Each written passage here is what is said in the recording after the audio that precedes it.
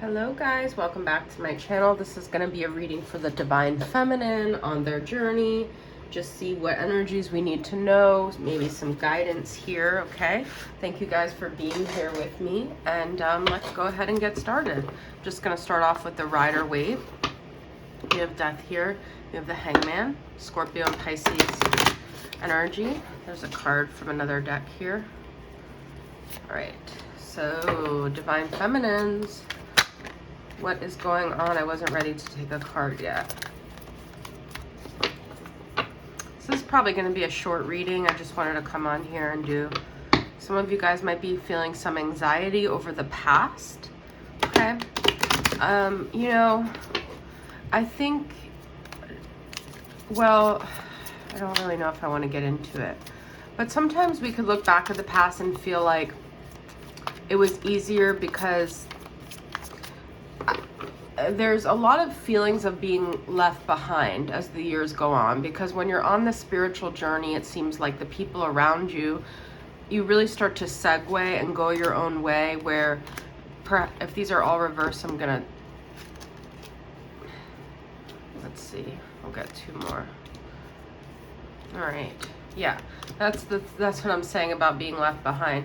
You know, I look back at like 2014 a lot, right? That was kind of 2014 through 2016 were years that I was like pretty happy, and it was like my early 30s, and I felt pretty hopeful and pretty optimistic. This was before I met my divine masculine and really got propelled into the spiritual journey. I'm doing a little disclosure here. And the reason why those years felt a lot better in some ways was because a lot of my friends in the early 30s were still in my life. They were still single. Even the like I had a lot of late bloomer friends that were even still kind of single in their early 30s.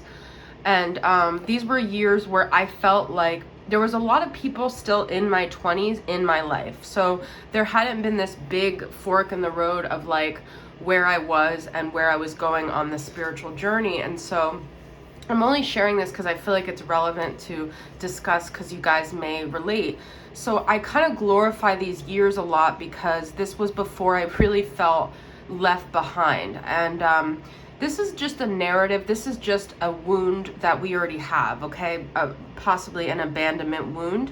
And as we're evolving on our spiritual journey, the situations in our life start highlighting that neural pathway of our wounds even more, because we're more hyper vigilant to it, and also because this is what we're supposed to be healing, right? So for me, a lot of it is abandonment and this notion that I'm left behind. And I came across this TikTok of this girl who did this really somber video about being in your mid 30s and this like sad music, of course it's TikTok, and her waking up in a house alone, and like the realization that she's approaching her 40s and she has nothing that she thought she was going to have. Now, I know you guys are all different ages watching this, but I think it just relates in general, where and she talks about how it's like this silent grief, because people talk a lot about people who are divorced, or people talk about people who have maybe even had like a miscarriage, not to downplay any of those things, but there's not a lot of attention given to the silent grief of things just never having happened at all, okay? People who just never had children, never got married or divorced, who have just kind of watched as the people around them have moved on in this very 3D life. And I think I'm bringing this up because I want to say to you guys that well, for one, as you could see, you're still a queen even if you haven't found your king, or even if your king is not showing up in a way that matches you. But we get to choose our story, but we do have to fight the battle of breaking free from belief systems and this belief that we had long before we were left behind, that we are the one left behind. A lot of us, like star seeds, people who are spiritual, we have this belief that we come into this earth kind of with that left behind energy, and then we have family dynamics that highlight it, and then we just keep having things. And it's a very heavy sadness, and it's also hard because there's not a lot of people on this path. It gets smaller and smaller, the group of people, like your friend circle, even friends who, you know, you've had forever. It's just like you don't have that connection. You don't have friends that have, you don't have kids. So your friends that have kids don't feel like they can relate to you. And so, but I just want to tell you guys, we could choose to see ourselves as left behind. And this can go for any way. Like if you feel like you're just not with your divine masculine, or we could choose to know that there was something I read recently, and it was not necessarily like factual or anything, but it was kind of how there's the women that get their cycle around the full moon, who are meant to be like teachers and way showers and visionaries, and like the spiritual women, right, who are meant to teach the masses. And a lot of those women, this is like kind of theory, but are not people who have children and get married. So maybe if you get your cycle around, if you're not like a genetic woman, it's okay, but I'm just saying, using this as an example. So there's women that get their cycle around the full moon, and those are like the wild women, right? And then there's the women that get the cycle around the standard new moon, and those are the women that are meant to be like mothers and meant to nurture. And it doesn't necessarily have to be that way, but what I'm trying to say is that we have to accept that just because our path isn't what we're told is acceptable or what we should have, it doesn't mean we don't have a purpose here. I'm getting really kind of segueing off of the cards here, but it does relate, and I'm just feeling the need to talk about this. So, and it's not just like, oh, we're just trying to justify because like we don't have the things everyone else has, so we're trying to make ourselves feel better. But who says that the people who designed what you should have are even the people that we should be following, right? If spirit is guiding us, how could we ever be in the wrong place? So with the Five of Cups being reversed here, I feel like we need to let go of this sad, grief-ridden storyline that it should have been a different way, okay? And we do have to kind of navigate this abandonment, but we don't have to stay there, all right? And you know, other people say like, well, it's hard for me to find someone, you know, as you go into your 30s, like, it's like, there's this knowledge that the pool is just getting smaller. There's no good guys out there. There's no good girls, whatever. And I just feel like it has nothing really to do with that. It just has to do with, this is the spiritual path you're on. Not to say like, just throw in the towel and accept that you're going to be alone forever, but accept that there's a reason why you are where you're at.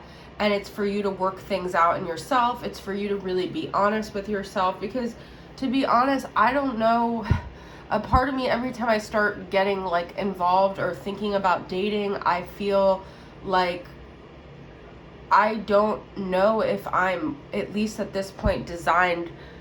I of course want connection, and I want moments with someone, and I want to feel connected, but I've been alone for so long that there's a lot that I don't want to give up, okay? So we just have to be honest with ourselves about what our truth is, and stop defending a reality or a point that isn't really aligned with us. But I want to get some guidance. I didn't mean to go on that whole tangent, but I'm being called to use the Starseed Oracle. I actually may not even post this because I don't like to do so much self-disclosure for my own reasons, but I don't know. I feel like it was important to discuss that, and it wanted to come through.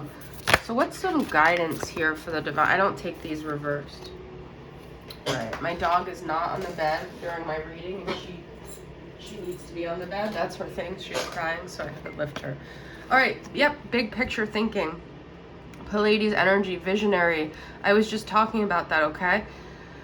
Looking at it as a bigger picture. Like, we are so zoomed in society of like, this is what it means to be a woman, or this is what it means to be successful, but we don't really have even remotely half of the answers of why we're here on earth. There's just so many other things besides this big like idea of like what it means to be a successful human, okay? So we need to let go of thinking we know everything as well here, okay? And I know some of you watching have kids, or you are married, or whatever it is. So relate this to your own journey, what I'm talking about, okay? Child of the cosmos, the intelligence of the universe lies within you. So you might feel like you're a forgotten child of the universe, but you are, you're always connected here, okay? You're not, there's a thread, I say there's a thread between me and the divine, and it's like an umbilical cord to me and the divine, and I can never veer too far off course because the divine basically has me in the palm of its hand, okay? All right. So, I'm being called to use this deck lately, the Les Vampires.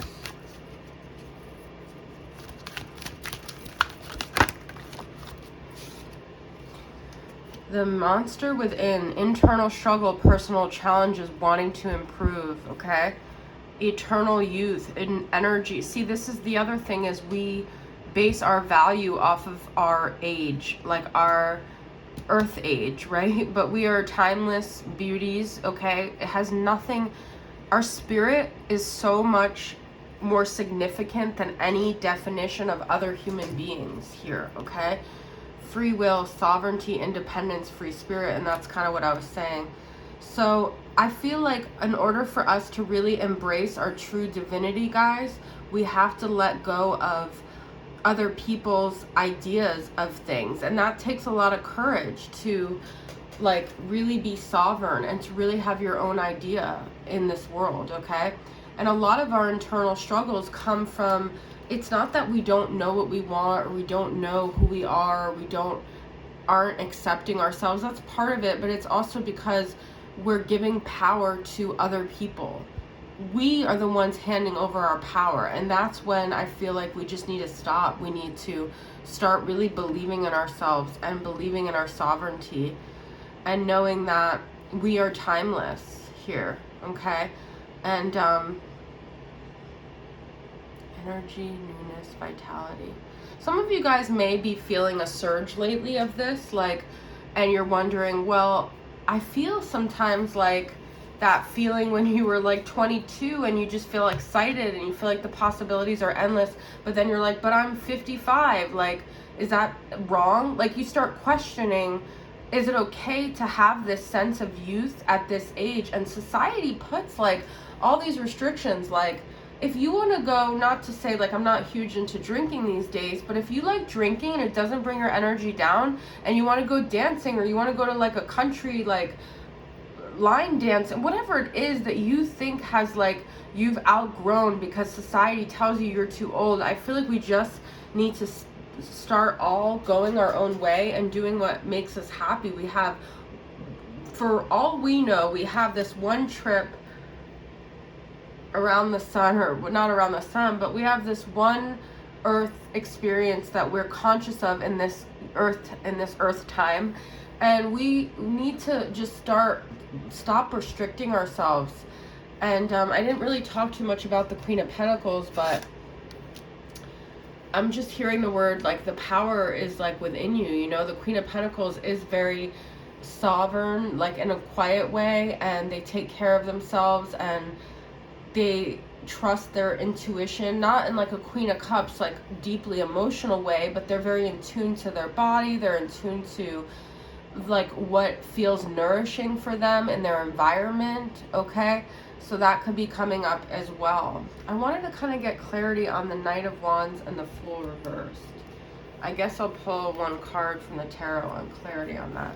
What is this Knight of Wands and Fool reversed here? To me, that's like, oh, that's what I was gonna say is, sometimes people will say like, oh, I saw a video like, oh, you're complaining about being in your 30s, but how many times did you let someone good go that you should have given a chance to? But I think more so a lot of it is that a lot of people have given too much time to these player types that were just in and out and wasted a lot of their time. But that was part of their journey. I mean, that's been part of my journey, is, you know, building that sense of self-love to where I no longer am enticed by those here. We have Justice reversed. So some of you guys might feel like the way people have treated you has been really unfair. This is a very disempowered state. You're very stuck on how you've been wronged, how people have taken away from you, how these energies haven't been good to you. And I just feel like harping on that is not going to bring you anything, okay? perhaps it was karma from another life. Whatever it is, it happened. But if you're feeding that dragon, you're going to keep feeding it. So I want you guys to kind of release that and trust that though it didn't feel fair at the time, you got your karma clean. You also probably became a better person from it, which makes your karma even better. So nobody can take away from your God-given destiny. They could bring you down, but in the end, it will just propel you even further into your destiny, okay? All right, guys, I hope this helps. I love you guys. Bye.